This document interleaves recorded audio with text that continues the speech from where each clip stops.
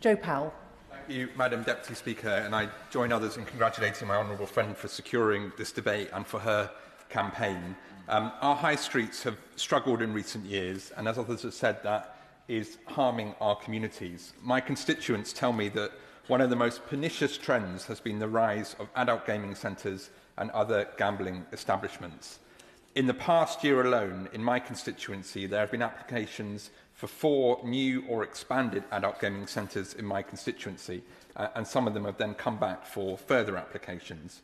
And each time they've been met with widespread opposition from a large and diverse range of local people. It's brought together community campaigners with resident associations, charities, other businesses, local schools, and great national charities, as others have referenced. And we know that the trend is towards an increase of adult gaming centres, up 7% nationally between 22 and 24, and as others have said, that the most vulnerable people in society are at the most risk from the harms they generate.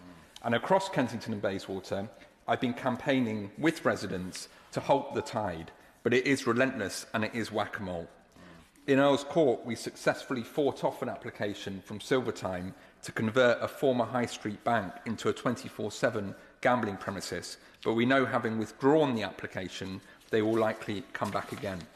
Also in Earl's Court, we managed to persuade the Royal Borough of Kensington and Chelsea to deny another operator, Admiral, an extended 24/7 licence.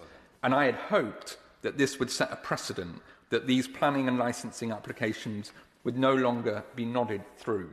But sadly, we suffered a major defeat just before Christmas, with RBKC approving a new casino in Notting Hill, again taking over a high street banking premises, despite over 1,500 residents signing my petition to reject, and the visit of my honourable friend from Brent East.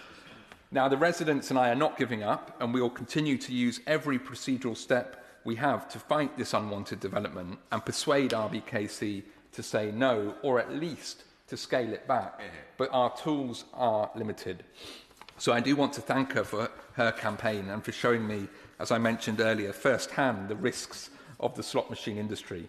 But, Madam Deputy Speaker, this is symbolic of what's happened to our high streets in the past decade or two. The decline of services and businesses that our community depend on to be replaced by 24/7 gambling premises and dodgy shops pushing vapes, low-grade souvenirs, knock-off products, often not paying their fair share or employing people legally, meaning legitimate businesses are not operating on a level playing field.